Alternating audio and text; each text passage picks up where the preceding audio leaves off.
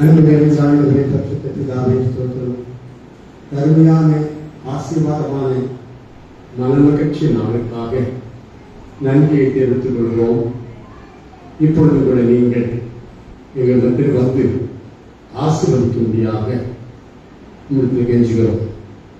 நீர் பேசும் அப்பா, நாங்கள் கேட்கிறோம். நீ பேசுகிற சத்தத்தை நாங்கள் கேட்க எங்கள் செவிகளை திறக்க முடியாது ஜெபிக்கிறோம். இந்த நேரத்தை எங்களுக்கு ஆசீர்வாதமாக மாற்றித்தார், மோட்சமாக்கித்தார். இயேசுவின் இனி நாமத்திலே என்று கேட்டுக்கொள்கிறோம் அன்புள்ள பிதாவே, ஆமென். வாசிக்க கேட்ட யோவான் சுவிசேஷம்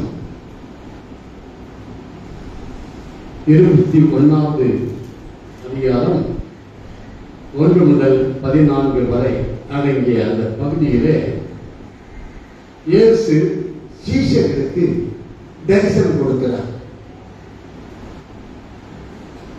இந்த தரிசனம் 3வது தரிசனம் என்று 14ஆம் வசனத்திலே சொல்லப்பட்டது. இயேசு மரித்தோரில் இருந்து எழுந்த பின்பு தம்முடைய சீஷருக்கு அருளின தரிசனங்களில் இது 3வது தரிசனம். இது 3வது தரிசனம். இப்ப முதல் தரிசனம் எது? அதாவது இயேசு பெண்களுக்கு தரிசனம் கொடுத்தார். அது கணக்கு, அந்த கணக்க சொல்லலைங்க. மகதலேனா மரியாளுக்கு தான் முதல் தரிசனம் கொடுத்தார். அதெல்லாம் இங்க சேர்க்கல, அதை பற்றி இங்க சொல்லல. சீஷர்களுக்கு மொத்தமாக பெண்கள் போய் பார்த்துட்டு இயேசு தரிசனத்துக்கு வந்தாங்க. மகதலேனா மரியாளுக்கு இயேசு தரிசனம் கொடுத்தார். பார்த்து வந்து சீஷர்களுக்கு சொன்னாங்க. பேதுரு யோவான் வந்தாங்க, கல்லறை இடத்துல வந்தாங்க. அப்ப தரிசிக்கல, கல்லறை காலி ஆகிறது. வந்துட்டாங்க, திருப்பி வந்துட்டாங்க. அதுக்கு பிறகு மகதலேனா மரியாளுக்கு இயேசு தரிசனம் கொடுத்தார். பெண்கள் ஸ்திரீகள் தரிசித்தார்கள். வந்து சீஷர்கள் சொன்னாங்க, நாங்கள் இயேசுவை தரிசித்தோம் என்று சீஷர்கள் சொன்ன போது சீஷர்கள் நம்பவில்லை. ஏதோ பொம்பளைங்க எதையோ ஒன்று வளர்ந்து இதே இதுக்கு நம்ம கேட்கணும், அதை அலட்சியம் பண்ணிவிட்டார்கள். நம்பவில்லை, விசுவாசிக்கவில்லை. இயேசு பலமுறை சீஷர்களுக்கு உயிரோடு இருக்கும் பொழுது சிறுவையில் செல்வதற்கு முன்பாக பலமுறை சொல்லி இருக்கிறார். இப்படி நான் பல பாடுகள் பட்டு, சிலுவையில் அறையப்பட்டு, மரித்து அடக்கம் பண்ணப்பட்டு 3ஆம் நாளிலே உயிரோடு எழுந்திருக்க வேண்டும் என்று சொன்னார். அதெல்லாம் அவங்களால் புரிந்து கொள்ள முடியவில்லை, அதெல்லாம் விசுவாசிக்கவில்லை. சரி, இயேசு உயிர்த்தெழுந்த பிறகாவது விசுவாசித்தார்களா என்றால் அப்பவும் இல்லை. பெண்கள் பார்த்துட்டு வந்து சொன்னாங்களே, அப்பவாது விசுவாசித்தார்கள், அப்பவும் நம்பவில்லை. அதனால ஆண்டவர் சீஷர்களுக்கு முதல் தரிசனம் கொடுத்தார். என்ன பண்ண சீஷர்கள், ஐயோ இயேசுக்கு நடந்தது போல நமக்கும் நடந்து விடுமோ என்று நடுங்கிக் கொண்டு பயந்து கொண்டு மேலறையிலே, வீட்டுக்குள்ளே அறையிலே கதவெல்லாம் பூட்டிக் கொண்டு, ஜன்னல் கூட திறந்தில்லாமல், ஒரு சின்ன சந்து கேப் கூட இல்லாதபடிக்கு மூடிக்கொண்டு பயந்து கொண்டு நடுங்கிக் கொண்டு அறைக்குள்ளே இருந்த போது இயேசு அவர்களுக்கு நடுவில் வந்து உங்களுக்கு சமாதானம் என்றார். அவர்கள் மேல் ஊதி பரிசுத்த ஆவியை பெற்றுக் கொள்ளுங்கள் என்று ஆண்டவர் சொன்னார். தரிசித்து வந்தார். சரி, அந்த நேரத்தில் தோமா இல்லை. இது முதல் தரிசனம், சீஷர்களுக்கு முதல் தரிசனம். அந்த நேரத்தில் தோமா இல்லை. தோமா அதுக்கப்புறம் தோமாவோட போயிட்டு நாங்கள் இயேசுவை தரிசித்தோம் என்று சொன்னார்கள். அப்புறம் தோமா சொன்னா, நீங்க சொல்றதெல்லாம் நாங்கள் நம்ப மாட்டேன், நான் பார்த்தோம் கண்ணால பார்த்தாவோட நம்ப மாட்டேன். அது அவர் கையெல்லாம் காயத்தெல்லாம் பார்க்கணும், தொட்டு பார்க்கணும், விழாவிலே வெள்ள விடணும், அப்பதான் நம்புவேன் என்று சொன்னான். அதுக்குதான் நம்ம தோமாவை என்ன சொல்றோம், சந்தேக தோமா என்று நாம் சொல்லுகிறோம். சீஷர்களும் சந்தேகத்தான் பட்டாங்க, மற்ற சீஷர்களும் சந்தேகத்தான் பட்டார்கள், இந்த தோமாவும் சந்தேகம் தான் பட்டான். இப்ப இரண்டாவது தோமா இருக்கும்போது சீஷர்கள் மற்ற எல்லா சீஷர்கள் இருக்கும்போது தோமாவும் இருக்கும்போது தோமாவுக்காக வேண்டிய மறுபடியுமாக நேசனை கொடுக்கிறார். ஆண்டவரே காட்டுற கபாரு ஆயத்தெல்லாம் பாரு, விழாவில் கை பாரு பாரு கபில போட்டு பாரு என்று சொல்ற. அப்பதான் தோமா சொல்றான், ஆயா கையை போட்டானோ தொட்டானோ தொட்டு பார்த்தானோ தெரியல. என்ன சொன்னான்? அவன் என்ன சொன்ன? 20வது அதிகாரத்தில் 28வது வசனத்தை வாசிங்கள். பிரதியுத்தரமாக என் ஆண்டவரே என் தேவனே என்றார். சரிங்களா? தோமா ஒருத்தன் பாக்கியா இருந்தான், அவனுக்கும் தரிசனம் கொடுத்து விட்டார். இப்ப எல்லாரும் பார்த்து விட்டார்கள், கண்டு விட்டார்கள். அப்பவாது விசுவாசித்தார்களா என்றால் இல்லை. பார்த்தாதான் விசுவாசத்தை தோமா சொன்னா பார்த்தான். அப்போ பாருங்க இயேசு என்ன சொல்றாரு? 29வது வசனத்தை வாசிங்கள். அதற்கு இயேசு, தோமாவே நீ என்னை கண்டதினால விசுவாசித்தால் காணாதிருந்தும் விசுவாசித்தவர்கள் பாக்கியவான்கள் என்றார். யார் பாக்கியவான்கள்? இயேசு கண்ணால பார்க்காதிருந்தும் விசுவாசிக்கிறவர்கள் தான் மேலானவர்கள். கண்ணால இயேசு நேர பார்த்தேன் என்று சொல்லுகிறவர்கள் காணாதிருந்து விசுவாசிக்கிறவர்கள் உயர்ந்தவர்கள் பாக்கியவான்கள் என்று இயேசு சொல்லிட்டார். என்னுடைய வார்த்தை அல்ல. அப்ப இயேசு காணாமலே விசுவாசிக்கிறவர்கள் பாக்கியவான்கள் என்று இயேசு சொல்லிட்டார். அப்ப நேர முதன்முகமா பார்த்துட்டு நான் பார்த்த இயேசு என்று சொல்லுகிறவர்கள் யார்? எப்படிப்பட்டவர்கள்?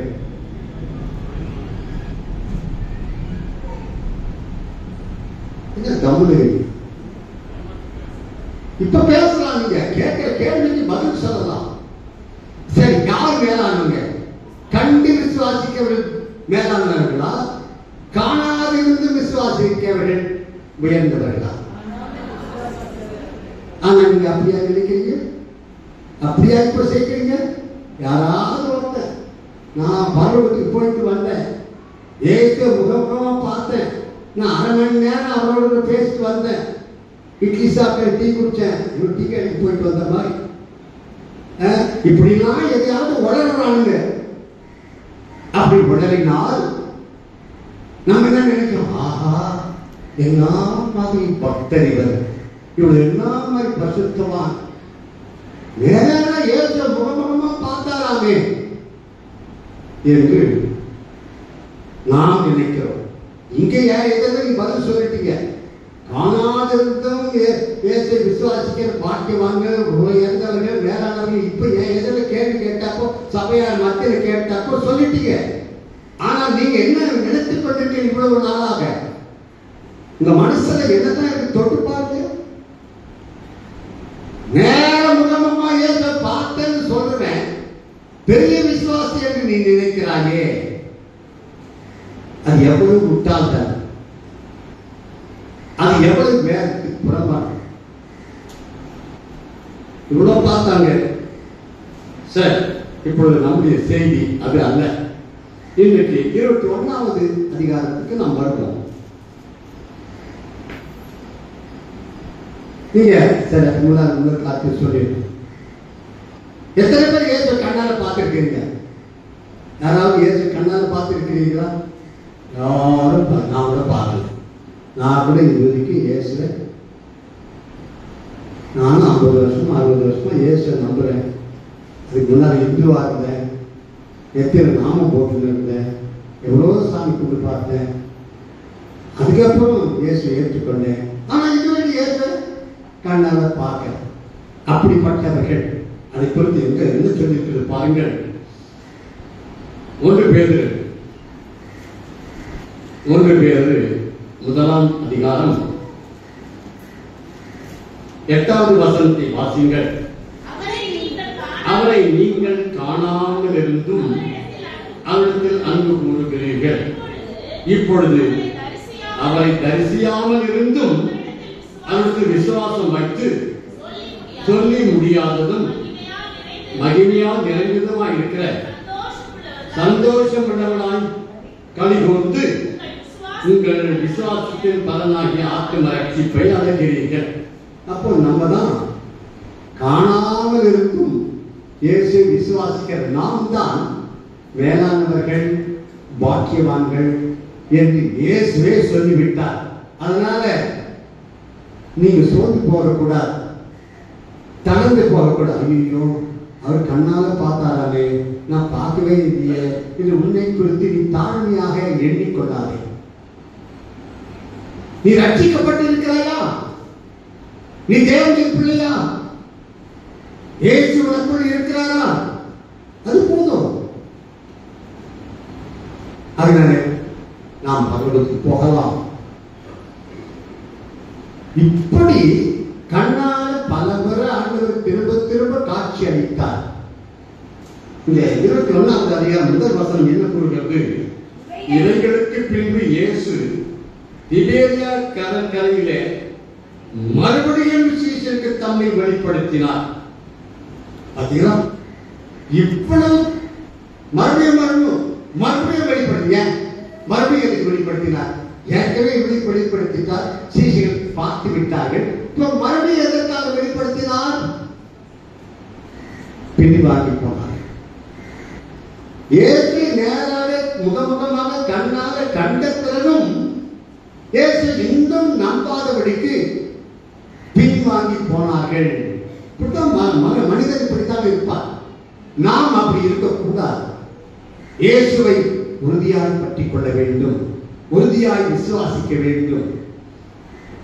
இயேசுவுக்கு பின்வாங்க கூடாது. பின்வாங்குவது என்றால் என்ன? பின்வாங்குவது என்றால் அதுதான் இந்த பகுதியிலே நாம் அறிந்து கொள்ள போகிறோம். என்ன சொல்லியிருக்கிறது? 2வது வசனத்தை வாசிக்கும் போது வாசிங்கள். சீமோன் பேதுருவும் திதிமு என்னப்பட்ட தோமாவும் கலிலேயா நாட்டில் உள்ள கானா ஊரானாகிய நாத்தான் பேரும் செபதேவின் குமாரரும் அவருடைய சீஷர் வேறு 2 பேரும் கூடியிருக்கும் போது வாசிங்க. சீமோன் பேதுரு மற்றவரை நோக்கி மீன் பிடிக்க போகிறேன் என்றார். இவ்வளவு பார்த்த பிறகும் இயேசுவை தரிசித்த பிறகும் என்ன பண்ணாங்களா? மறுபடியும் மீன் பிடிக்க போறாங்க. அதுவும் யாரு? சீசர்களே முதன்மையா இருக்கக்கூடிய முந்திரி கொட்டை, முதன்மையா இருக்கக்கூடியவர் அவன் சொல்றான், மீன் பிடிக்க போலாமா? மீன் பிடிக்கிறது பாவம் கிடையாது. மீன் பிடிக்கிறது பாவம் கிடையாது. அவன் ஏற்கனவே அந்த தொழிலை செய்தவன். அந்த வேலை விட்டு விட்டு இயேசு அழைத்த போது வந்துவிட்டான். இனிமேல் அந்த வேலை செய்ததில்லை. ஆனால் இப்போ மீன் பிடிக்க போகிறான் என்றால் என்ன காரணம், என்ன அர்த்தம்? பின்வாங்கி விட்டான். இயேசுவை விட்டு விட்டான். தரிசனம் கொடுத்த பிறகு கொடுவான். இயேசு தரிசனம் கொடுத்தாரே, இன்னும் எத்தனை முறை கொடுக்கணும்? எத்தனை முறை? 1000 முறை தரிசனம் கொடுத்தாலும் மனுஷன் இப்படிதான் இருப்பான். ஆனா மீன் பிடிக்க போகிறேன், முதன்மையா இருந்த சீஷன், முன்மாதிரியா இருக்க வேண்டிய சீஷன் என்ன சொல்கிறான்? மீன் பிடிக்க போகிறேன் என்று சொல்கிறான். மீன் பிடிக்க போகிறேன் என்று சொன்ன உடனே நடந்தது என்ன? அடுத்த வசனம் என்ன போகிறது? அடுத்த வார்த்தை, அதற்கு அவர்கள் நாங்களும் உடனே கூட வருவோம் என்றார்கள். பார்த்தீங்களா? இவர்தான் முன்மாதிரி. இவன் மீன் பிடிக்க போகிறேன் என்று சொன்னதுனாலே நாங்களும் வருகிறேன் என்று வருகிறோம் என்று சொல்லிவிட்டார். நீ என்ன செய்கிறாயோ அது மற்றவர்களையும் பாதிக்கும். நீ எந்த பாவம் செய்தாலும் அது மற்றவர்களையும் பாதிக்கும். நீ நல்லது செய்தால் அதுவும் மற்றவர்களை பாதிக்கும். உன்னை பார்த்து அந்த நல்ல காரியத்தை பின்பற்றுவார்கள். நீ கெடுதல் செய்தால், தீமை செய்தால் அதுவும் மற்றவர்களை பாதிக்கும். அதை பார்த்து அநேகர் கெட்டு போவார்கள். நாம் மற்றவர்கள் கெட்டு போவதற்கு காரணமாக இருக்கக்கூடாது.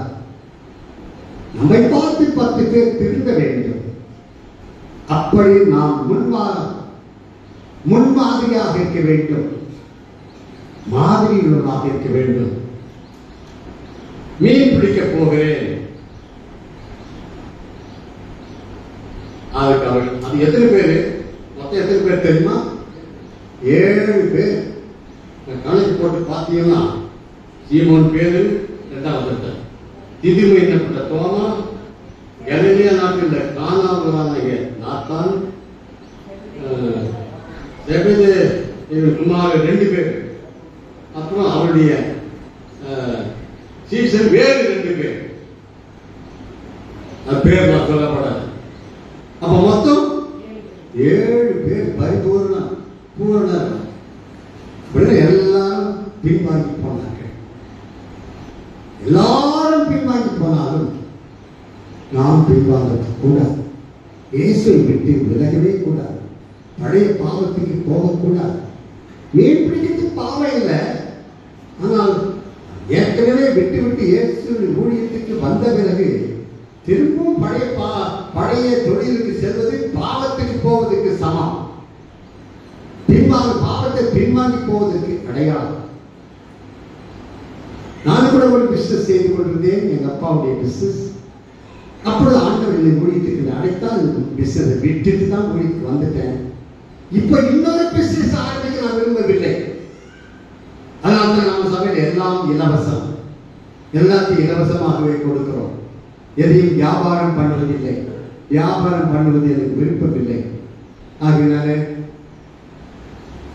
வியாபாரம் பண்ணுவது தப்பு இல்லை.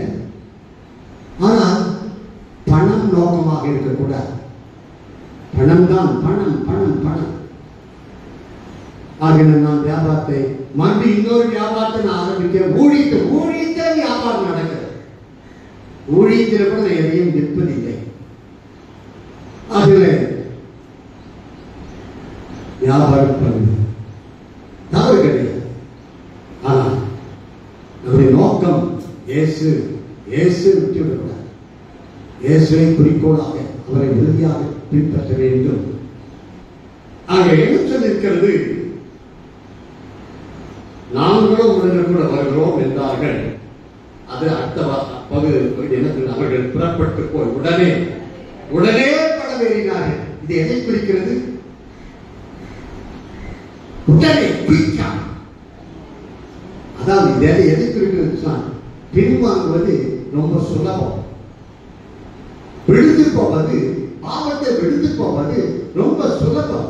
மேல உயர போவது, முன்னேறி செல்வது கஷ்டம்.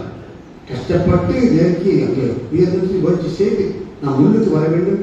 பரிசுத்தம் அடைய வேண்டும். அங்கே நீதி அடைய வேண்டும். தேவனுக்கு பிரியமாக வாழ வேண்டும். இதெல்லாம் படிப்படியாக போக வேண்டும். அப்படி போகும்போது விடக்கூடாது. ஜாக்கிரதையா இருக்க வேண்டும். மேல உயர போய்கொண்டே இருக்கிறவங்க ரொம்ப ஜாக்கிரதையா இருக்கணும். உயர போய் அங்கிருந்து விழுந்தால் அடிபடும்.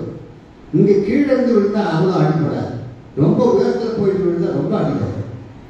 அதனால நாம் அவர்கள் உடனே பட வேண்டினார்கள். பாவத்தில் போவது ரொம்ப சுலபம். தேவனுடைய பிள்ளைகள், விசுவாசிகள், பரிசுத்தவான்கள் யாராக இருந்தாலும் சரி, யாரும் எந்த பாவத்திலும் எந்த சந்தர்ப்பத்திலும் பாவத்தை விழுந்து போவதற்கு சந்தர்ப்பம் உண்டு. வழிவிட்டு விழுந்து போக முடியும். ஏனென்றால் நாம் பாவ உலகத்தில் வாழ்ந்து கொண்டிருக்கிறோம். ஜாக்கிரதையாக இருந்தால் விடமாட்டோம். நாம் ஜாக்கிரதையாயிருங்கள், எச்சரிக்கையாயிருங்கள் என்றெல்லாம் ஏன் சொல்லுகிறார். ஏன் வேதம் கூறுகிறது? ஏன் இயேசு சொன்னார்? ஜாக்கிரதையா இருந்தால் பாவத்தை விழுந்து போக மாட்டோம், ஜாக்கிரதையா இல்லாவிட்டால் விழுந்து விடுவோம். ஆகினால நாம் அதிக ஜாக்கிரதையாக இருக்க வேண்டும். ஒருவேளை பாவத்தை விழுந்து விட்டால், உண்மையான தேவனுடைய பிள்ளையாக இருந்தால், உண்மையாகவே ரட்சிக்கப்பட்ட மகனாக இருந்தால், பாவத்தை விழுந்து விட்டால் பாவத்திலேயே வாழ்ந்து கொண்டிருக்க மாட்டான். துடிச்சு குடிச்சு துள்ளி குதிச்சு வந்து விடுவான். ஐயோ பாவத்தை விழுந்து விட்டேனே என்று சொல்லி வந்து விடுவான். அதுதான் உண்மையான தேவனுடைய பிள்ளைக்கு அடையாளம். பிசாசின் பிள்ளைகள் எவ்வளவு பாவம் செய்தாலும் அது அவர் பாவமாகவே தெரியாது. தாங்கள் செய்தது பாவம் என்று ஒத்துக்கொள்ள மாட்டார்கள், மனம் திரும்ப மாட்டார்கள். அதனால பாவம் தவறி விடுவோம். ஒருவர் தவறிட்டோம், என்ன பண்றது? அதிலே இருக்கலாமா, அங்கே இருக்கலாமா? உடனே எழுதி வந்துவிட வேண்டும். அங்கே பாவத்தையே வாழக்கூடாது. துடித்து துள்ளி குதிச்சு வெளியே வந்துவிட வேண்டும். அதனால ஒரு ஆடு ஒரு சேற்றிலே விழுந்தால் அந்த ஆடு என்ன பண்ணும்? வெளியே தான் வந்துடும். சேத்திலே இருக்குமா? இருக்காது. தவறி விழுந்து விட்டால் அந்த ஆடு என்ன பண்ணும்? சேற்றை விட்டு வெளியே வந்துடும். வந்ததற்கு மட்டும் போதாது, உடம்பெல்லாம் உதறி, உடம்புக்கு சேற்றெல்லாம் உதறி தள்ளி விட்டு, அதுவும் போதாது, இந்த மரத்தை தேய்க்கு, சோழத்தை தேய்க்கு, தன்னை சுத்திகரித்துக் கொள்ளும், நான் தன்னை காத்துக்கொள்ளும். அதுதான் உண்மையான தேவனுடைய பிள்ளைக்கு அடையாளம். ஆனால் ஒரு பன்றி சேர்த்த தவறி விடாது, அதுவாக தான் போகும். அது விழுந்துட்டா எழுந்து வரணும்னு மனசு வராது. நல்லா ஏர் கண்டிஷன் கூலிங்க நல்லா இருக்கும், நல்லா ஜார விழுந்து பேர்ந்து கொண்டு இருக்கும், அது வரணுங்கிற மனசே இருக்காது. இதுதான் பிசாசின் பிள்ளை. உலகத்துல வேதத்துல 2 விதமான பிள்ளைகள் சொல்லப்பட்டிருக்கிறது. ஒன்று தேவனுடைய பிள்ளைகள், இன்னொன்று பிசாசின் பிள்ளைகள். பிசாசின் பிள்ளைகள் எவ்வளவு பாவம் செய்தாலும் அதை விட்டு வர மாட்டார்கள், திருந்த மாட்டார்கள், பாவம் செய்து விட்டேன் என்று ஒத்துக்கொள்ள மாட்டார்கள், அறிக்கையிட மாட்டார்கள். உண்மையான தேவனுடைய பிள்ளைகள் கதறுவார்கள். ஐயோ அதமானே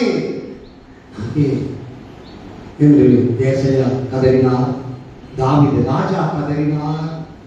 நான் பாவியுள்ள மனுஷன், தாய் என்னை கற்பத்திருக்க பாவத்தை கற்பத்தரித்தார். இப்படி அவர் அதமா அங்க கதறினார், பாவம் செய்ததுனால கதறினார்.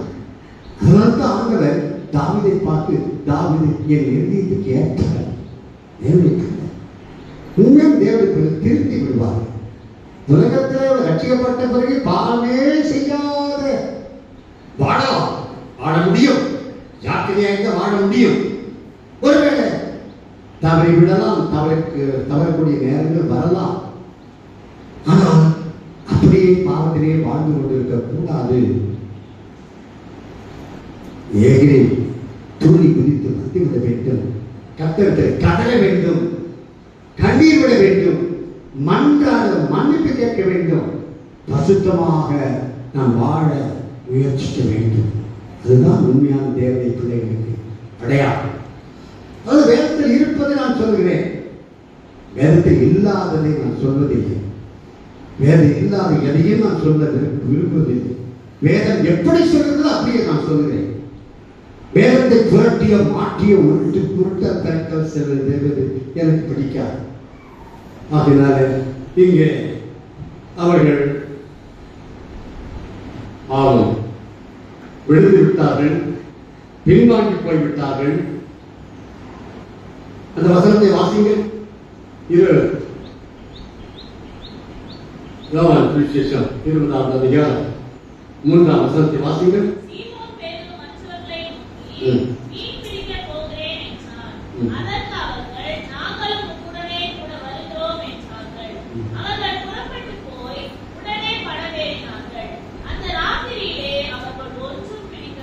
அந்த ராத்திரியில அவர்கள் ஒன்றும் பிடிக்க, ஒரு மீன் கூட பிடிக்கல.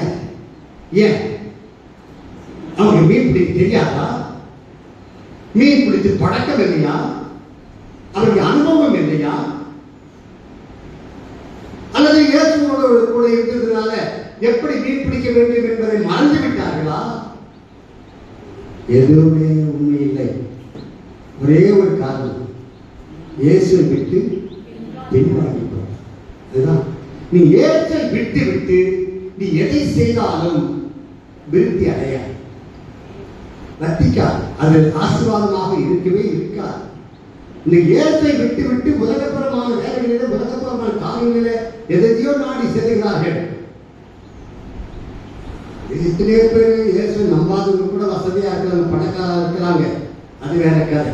ஆனா தேவனுடைய பிள்ளைகள் இயேசுவை விட்டு விலகி செல்லும் பொழுது அங்கே ஆண்டவர் அதை ஆஸ்வதிக்கவே மாட்டார். இன்னொரு சத்தியத்தை இதில் நாம் அறிந்து கொள்ள வேண்டும்.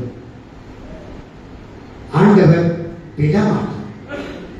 தேவனுடைய பிள்ளைகள் தேவனை விட்டு விலகி செல்லும் போது தேவன் அவர்களை அப்படியே போட்டு எப்படியாவது போட்டோம் என்று விட்டு விட மாட்டார். உங்க பிள்ளைகள் உங்களை விட்டு தூரம் போயிட்டா அவங்க விட்டுருவீங்களா?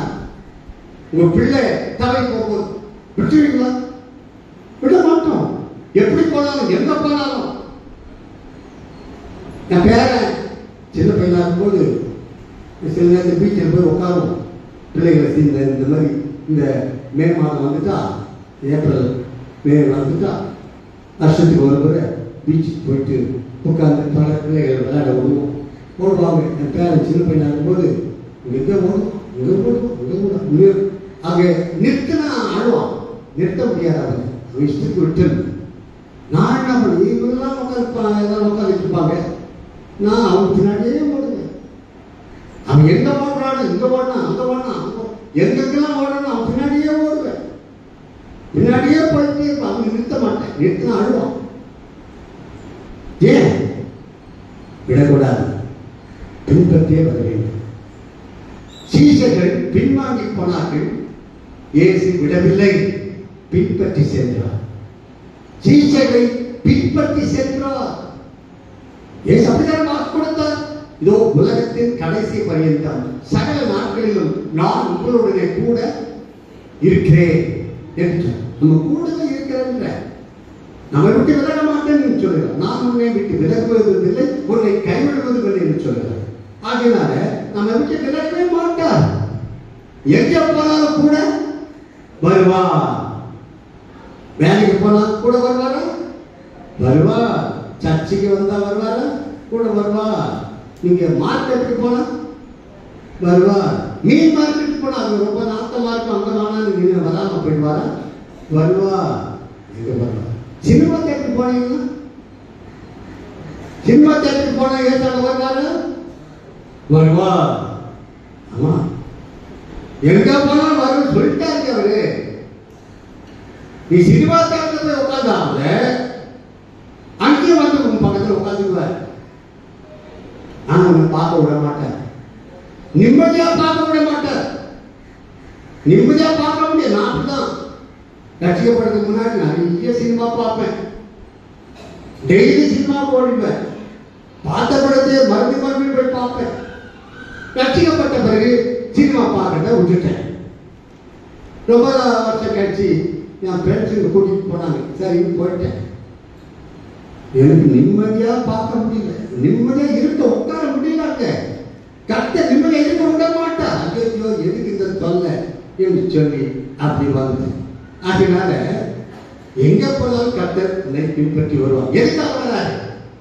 உன்னை விட்டு விடக்கூடாது. நான் அப்படியே விசுவாசின் வழியில விட்டு விடக்கூடாது என்று எப்படியாவது உன்னை இழுத்துக் கொள்ள முடியாது. தேவனுடைய பிள்ளைகள் ஒரு காலம் கெட்டு போவதில்லை. ரட்சிக்கப்பட்டவர்கள் தேவனுடைய பிள்ளைகள் பரிசுத்தவான்கள் ஒரு காலம் கைவிடப்படுவதில்லை, கெட்டு போவதில்லை. தேவன் ஒரு காலம் கைவிடுவதில்லை, உன்னை விட்டு விடுவதே இல்லை. எவ்வளவு தூரம் போனாலும் விடமாட்டார். ஒரு சபையில நம்ம வருஷத்துக்கு முன்னாடி ஒருத்தர் ரட்சிக்கப்பட்டார். காணிய இந்த அவர் பேர் ஜான்சன் என்று ஜான்ராஜ் நம்ம தேர்வு வரல. ரொம்ப பயமாற்றமா இருப்பார், ரொம்ப வைராக்கியமா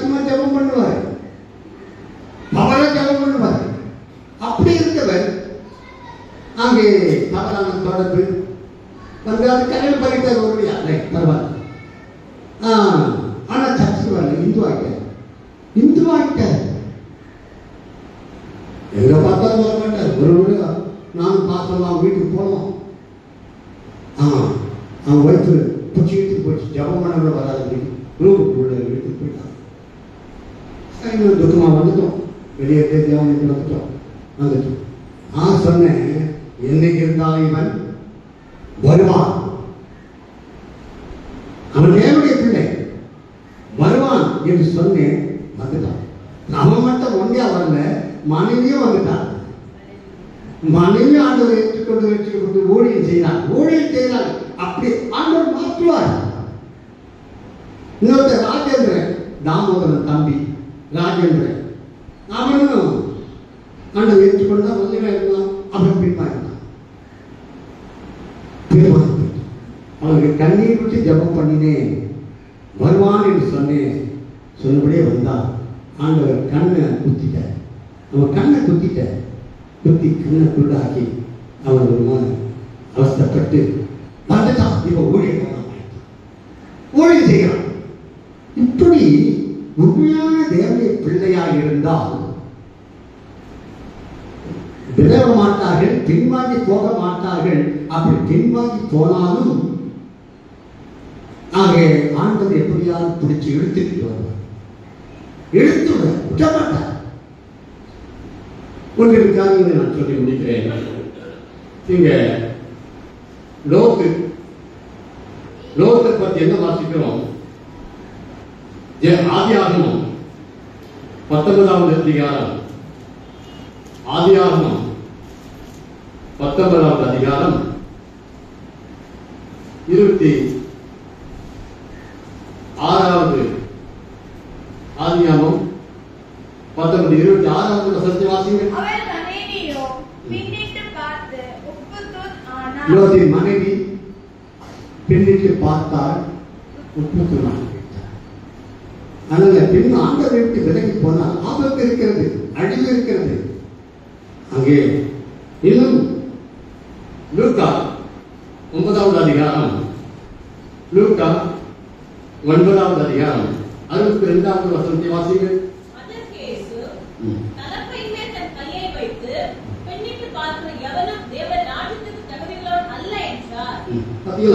அப்போ பின்னிட்டு பார்க்க கூடாது, பின்வாங்க கூடாது, கர்த்தரை விட்டு விலக கூடாது. தேவனுடைய ராஜ்யம் விலகி உள்ளவன் அல்ல. இன்னொரு வசனத்தை பார்ப்போம். எபிரேயர் 10:38-39 வசனங்களை பார்த்தீங்க. விசுவாசத்தினாலே நீதிமான் பிழைப்பான், பின்வாங்கி போவானானால் அவர் மேல் என் ஆத்துமா பிரியமாய் இராது என்கிறார். நாமோ கெட்டு போக பின்வாங்குகிறவர்களாய் இராமல் ஆத்துமா ஈடேற விசுவாசிக்கிறவர்களாய் இருக்கிறோம். பின்வாங்கி போனால் கெட்டு போவோம். அதனால பின்வாங்க கூடாது என்று கர்த்தருடைய வசனம் எச்சரிக்கிறது. அதனாலே அங்கே கர்த்தருடைய வசனம் நம்மை எச்சரிக்கும் போது கர்த்தருடைய வார்த்தைக்கு நாம் கீழ்ப்படிய வேண்டும். இங்கே ஏறினார்கள். அந்த ராத்திரி அவர்கள் ஒன்றும் ஒரு மீன் கூட பிடிக்கல, ஒரு மீன் கூட பிடிக்கல. இது ஒரு அற்புதம். இதுவும் ஒரு அற்புதம் என்று நான் நினைக்கிறேன். இப்படி எக்ஸ்பீரியன்ஸ் மீன் பிடிக்கிறவர்கள், அவர்கள் தொழிலே அதுதான் அனுபவம் உடையவர்கள். ஆனால் ராத்திரி முழுதும் போட்டு இங்க போட்டு அங்க போட்டு இங்க போட்டு எல்லாத்தையும் வலையை போட்டு ஒரு மீன் கூட பிடிக்கவில்லை என்றால் அதுவே ஒரு அற்புதம். இந்த அற்புதம் எதற்காக நடந்தது? இவர்களை சந்திக்கும்படியாக நடந்தது.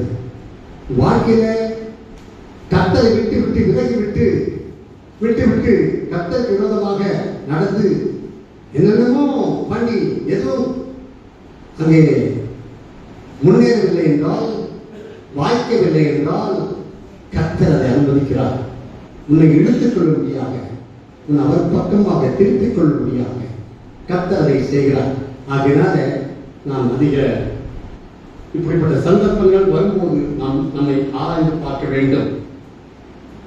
அங்கே ஒன்றும் பிடிக்கவில்லை, ஏன் இப்படிப்பட்ட காரியங்கள். அப்புறம் விடிய காலமான போது 4ஆம் வசனம், விடிய காலம் பொழுது இயேசு கரையிலே நின்றார். விடியற்காலில் இயேசு இருக்கிறார். அதிகாலையிலே எழுந்திருக்க வேண்டும் என்ற ஒரு சத்தியத்தை இங்கே நாம் அறிந்து கொள்கிறோம். அதிகாலை எழுந்திருந்து கர்த்தரை தேட வேண்டும். அதிகாலையிலே தேடுகிறவன் தேவையை கண்டடைவான். காலையில் எழுந்து வேதத்தை வாசிக்கிறது, அங்கே வேதத்தை வாசிப்பதிலும் அவரை நோக்கி ஜபம் பண்ணுவதிலும் நம்முடைய நேரத்தை செலவிடும் போது நாம் பாதுகாக்கப்படும். பாவத்தை விடாதபடிக்கு பரிசுத்தமாக வாழ கர்த்தர் நமக்கு உதவி செய்கிறார். அப்ப என்ன சொல்றாரு? அங்க 4வது வசனத்தை காலம் பொழுது இயேசு அவரை இயேசு என்று சீஷர்கள் அறியாதீர்கள். இயேசு கண்ணுக்கு முன்னால் நிற்கிறார். அவர்தான் இயேசு என்று இவர்கள் அறியாதிருக்கிறார் என்றால் அர்த்தம் என்ன? அந்த அளவுக்கு இவர்கள் தூரம் போய்விட்டார்கள், அந்த அளவுக்கு பின்வாங்கி விட்டார்கள், கர்த்தரை அறியாத அளவுக்கு போய்விட்டார். எவ்வளவு ஆபத்து இருக்குது பாருங்கள். அதனால பின்வாங்க கூடாது. அப்புறம் 5வது வருஷத்துல இயேசு அவர்களுக்கு பிள்ளைகளே அப்புறம் பிள்ளைகளே தான் சொல்றாரு, ரோகிகளே சொல்லல. இயேசு நன்றி கெட்டவன் சொல்லல. அப்ப கூட என்ன சொல்றாரு இயேசு? பிள்ளைகளே, நீ எங்க போனாலும் சரி, நீ எவ்வளவு தூரம் போனாலும் சரி, நீ எவ்வளவு பின்வாங்கி போனாலும் சரி, நீ எவ்வளவு பாவத்தில் போனாலும் சரி, பிள்ளைகள் தான். ஆண்டவர் அப்போ உன்னை பிள்ளையே பிள்ளைகளே என்றுதான் அழைக்கிறார். அங்கே புசிக்கிறதுக்கு ஏதாவது உங்களுக்கு உண்டா என்றார். அவர் என்ன சொன்னாங்க? அதற்கு அவர்கள் ஒன்றும் இல்லை, ஒன்றுமே இல்லை. கர்த்தருக்கு பசியை ஆற்றுவதற்கு ஒன்றுமே இல்லை. அவர்கள் அந்த அளவுக்கு கர்த்தரை விட்டு விலகிப்போம். கர்த்தருக்கு நாம் கர்த்தரை போஷிக்க, கர்த்தருக்கு பிரியமாக வாழக்கூடிய ஒரு வாழ்க்கை தான் கர்த்தருடைய பசியை தீர்க்கும். நாம் கர்த்தருக்கு பிரியமாக பரிசுத்தமான சாட்சியாக வாழ்வதுதான் தேவனுடைய சித்தம். அதுதான், அதைத்தான் ஆண்டவரை எதிர்பார்க்கிறார். அங்கே இயேசு சொன்ன 6வது வசனத்திலே அப்பொழுது நீங்கள் கடவுளுக்கு வலதுபுறமாக வலையை போடுங்கள், அப்பொழுது உங்களுக்கு அகப்படும் என்றார். இதற்கு நல்லா கவனிக்கணும், யோசிக்கணும். இவங்க ராத்திரி முழுதும் வலை போட்டாங்க. எங்க போட்டாங்க? போட்ட இடத்துலயே போட்டாங்களா? ராத்திரி முழுதும் ஒரே இடத்துல போட்ட இடத்துலயே போட்டு எடுத்தாங்களா? எங்கெல்லாம் போட்டுருப்பாங்க? பேசுங்க. சுத்தி எல்லா இடத்துலயும் சுத்தி எல்லாம் போடா. ராத்திரி முழுதும் போட்டாங்கன்னா அவங்க போடாத இடமே இல்லை.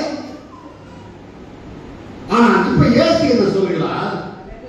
வலதுபுறமாக வலையை போடுங்கள் என்று சொல்றார். அப்படின்னா என்ன அர்த்தம்? வலதுபுறம் இங்கிலீஷ்ல என்ன? Right side. அப்ப இவ்வளவு நேரம் எங்க போட்டுருந்தாங்க? இங்க ராங் சைடு. இயேசை விட்டு கட்டை விட்டு பின்வாங்கி போய் நீ எதை செய்தாலும் ராங் சைடு.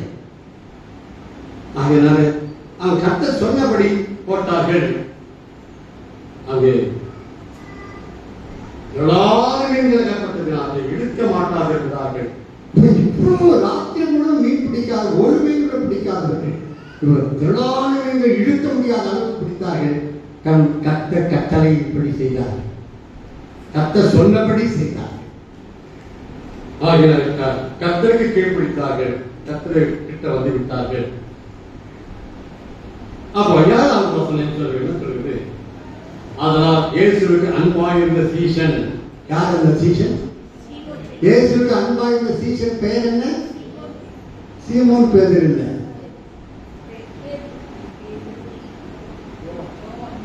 யோவான். இயேசுவுக்கு அன்பாயிருந்த சீஷன் சொன்னாலே நமக்கு தெரியும் அது யோவான் தான். ஏன்? அது எப்ப பாரு இயேசுவுக்கு மார்பிலே, இயேசு மார்பிலே சாய்ந்து கொண்டே இருப்பார். அப்போ அவனுக்கு அவன் கண்டுபிடிச்சான், இது யார்? இவ்வளவு நேரம் இது இயேசுதான் என்று யாருக்கும் புரியல. இயேசுதான் நம்ம கூட இருக்கிறார் என்பது யாருக்குமே தெரியவில்லை. கண்கள் திறக்கப்படவில்லை, கண்கள் குருடாக்கப்பட்டிருக்கின்றன. ஆனால் யோவான் கண்டுபிடிச்சிட்டார். ஆனால் இயேசுவுக்கு அன்பாயிருந்த சீஷன் பேதுரை பார்த்து அவன் கர்த்தர் என்றான். இப்பதான் புரிஞ்சுது. எப்பதான் புரிஞ்சுது? திரளான மீன்கள் அற்புதம் நடந்த போதுதான் யோவானுடைய கண்கள் அப்பதான் புரிந்தது. அது கூட அவன் ஏன் புரிந்தது?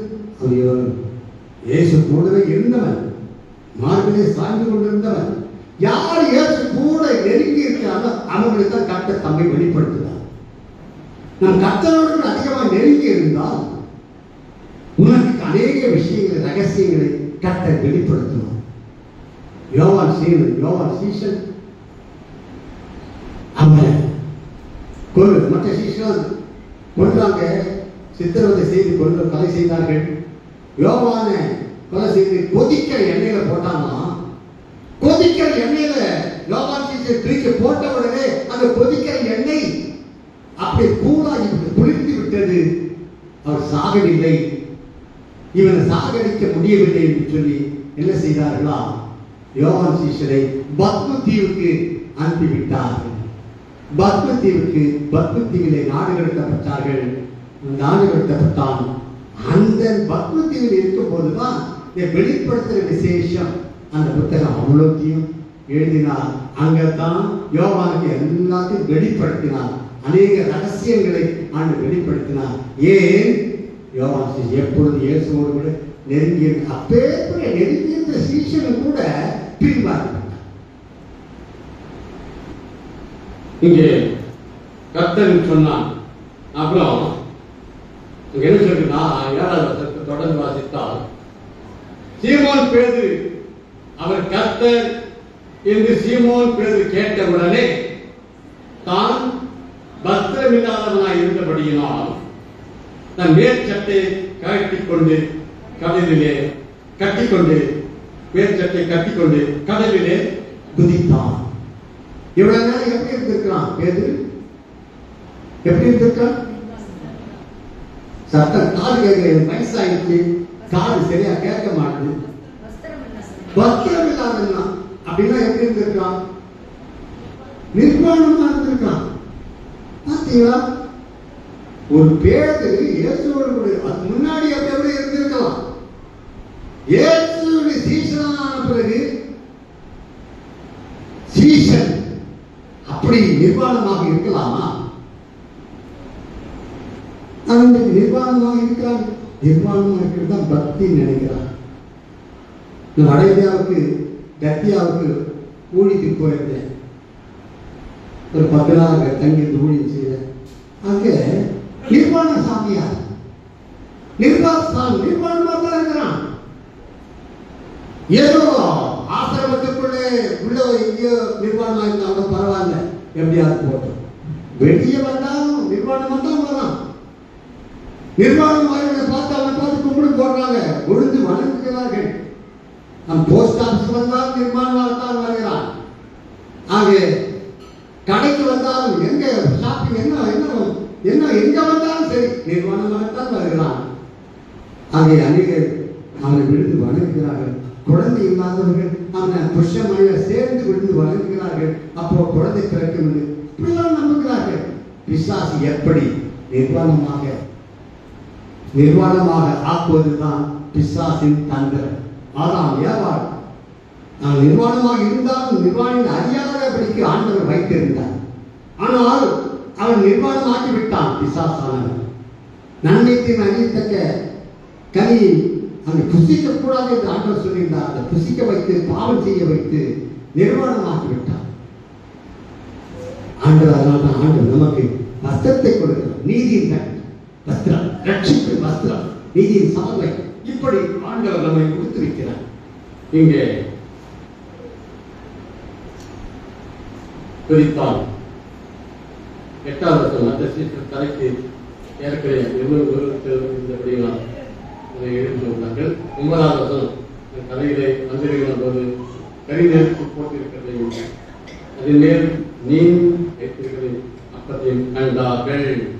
ஏசு நான் ராத்திரிலாம் உழைச்சிட்டு வராங்க, சீசர்கள் பசியா இருப்பாங்க, எவ்வளவு ஆயத்தமாக அவர்களுக்காக ஆகாரம் கொடுக்கிறார்.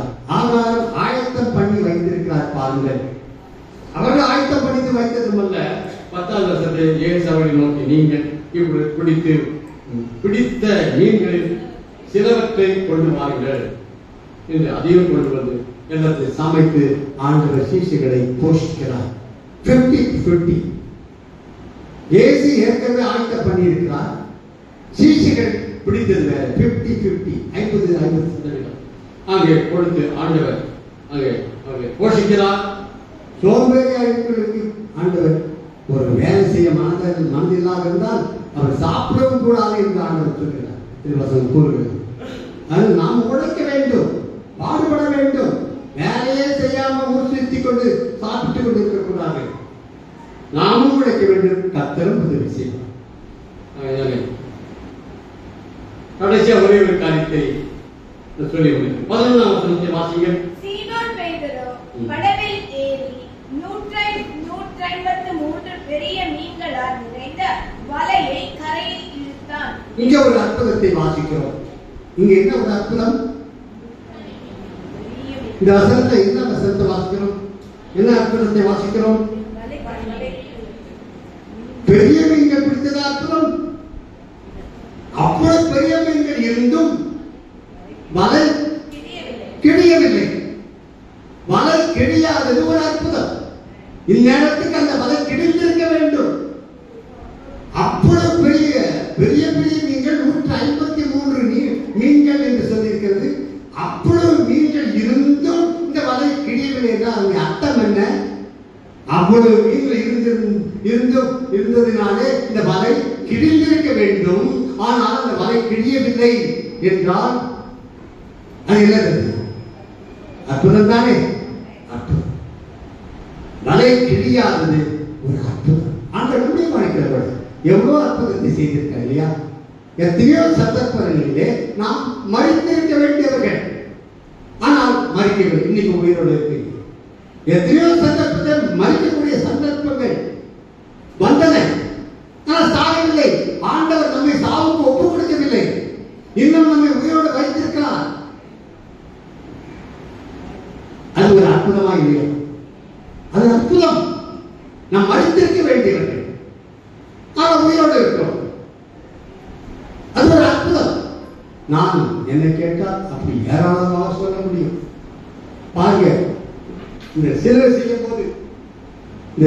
செய்யும் போது படத்தில் வரைச்சிட்ட மரத்தை வச்சு கட் பண்ணிட்டு கட்டிங் மிஷின் வச்சு கட் பண்ணிட்டே இருக்க பண்ண அது அந்த கட்டிங் மிஷின் அப்படியே தூக்கி அடிச்சுட்டு இந்த கண்ணை கிட்ட ஆரம்பிச்சு இந்த உதடு இது வரைக்கும் இந்த வேறு உதடு இது 2 துண்டு ஆயிடுச்சு. கீழ் உதடு இங்க இருந்து இது 2 துண்டு ஆயிடுச்சு. நாக்கு அந்த கட்டிங் மிஷின் அவ்வளவு ஸ்பீட்ல ஓடிட்டு இருந்தது. இந்த பிளேடு நாக்கு மீன் பாம்பு நாக்கு மாதிரி 2 துண்டு ஆயிடுச்சு. பல்லு 7 பல்லு போயிடுச்சு. இதெல்லாம் பல்லு கட்டிக்கிட்டேன் போயிடுச்சு. ரத்தம் ஊத்துது. அவ்வளவுதான். இனிமே நான் பேசவே முடியாது, பேச மாட்டேன், பேச முடியாது என்று நினைத்தேன். கர்த்தர் கேள்வியாக வைத்திருக்கிறார். எப்படி ஜீவனுக்குன்னா கொஞ்சம் தவறி வேற எங்கேயாவது பட்டிருந்தா மூளை செதறி இருக்கோம், வேற ஏதாவது பண்ணிருக்கோம். இங்க ஹார்ட் ஆபரேஷன் நெஞ்சு இங்கிருந்து ஆரம்பிச்சு இது வரைக்கும் ஒரு 10 அங்குலத்துக்கு நேரம் விட்டுட்டாங்க. பொழந்து இறுதி ஆபரேஷன் 5 பைபாஸ் பண்ணியிருக்காங்க. எத்தனை பேர் செத்துட்டாங்க. ஆபரேஷன் அதெல்லாம் கூட ஆபரேஷன் பண்ணி நடத்திட்டாங்க. நாம் செத்துருக்கலாம், ஆனால் ஆண்டவர் உயிரை கொடுத்துருக்கார். இப்ப போன மாசத்துல இந்த பெரம்பலூர் கிளை சபையில இந்த ஜன்னல் வண்டி போச்சு, அந்த கண்ணாடி வண்டி போச்சு. அந்த கண்ணாடி எடுத்து ரீப்ளேஸ் பண்றதுக்காக அந்த ஃப்ரேம் அந்த பீடிங் அதை எடுக்கலாம் கட்டிங் மிஷின் வச்சு அப்படி கட்டிங் பண்ணேன். அது பிடிக்காச்சு நெச்சு இங்கே போயிடுச்சு. அந்த பைபாஸ் பண்ண அந்த இடத்துல இன்னும் ஆழமா போயிடுச்சு. பிடிச்சிட்டேன், அப்படியே வந்தது. இவ்வளவு நடந்த பிறகும் இன்னும் உயிரோடு இருக்கிறேன் என்று சொன்னால் அது அற்புதம். கர்த்தர் செய்த அற்புதம். எதுக்காக வச்சிருக்கிறார்? எதுக்காக உயிரை கொடுத்திருக்கிறார்? இன்னும் என்னை கொண்டு கர்த்தர் அநேக காரியங்களை செய்ய வேண்டும் என்று வைத்திருக்கிறார். உன் வாழ்க்கையில் அது எனக்கு மட்டும் இல்லை, நீங்களே எத்தனையோ இந்த மாதிரி காரியங்களை சொல்ல முடியும். உங்களையும் கூட கர்த்தர் அற்புதமாக பாதுகாத்திருக்கிறார். உங்களை உயிரோடு வைத்திருக்க எதற்காக? மறுபடியும் பின்வாங்கி போவதற்காகவா? மறுபடியும் பாவத்திலே போவதற்காகவா? கர்த்தருக்கு பிரியமாக வாழ்வதற்காகவா? பரிசுத்தமாக வாழ்வதற்காகவா? தேவனுடைய நாமத்தை மகிமைப்படுத்துவதற்காகவா? யோசித்து பாருங்கள். பின்வாங்கி போவானால் அவன் மேல் என் ஆத்மா பிரியமாகிறாது. கர்த்தருக்கு ஒன்று கொடுப்போம். கண்களின் மூடி கர்த்தர் நோக்கி ஜெபிப்போம்.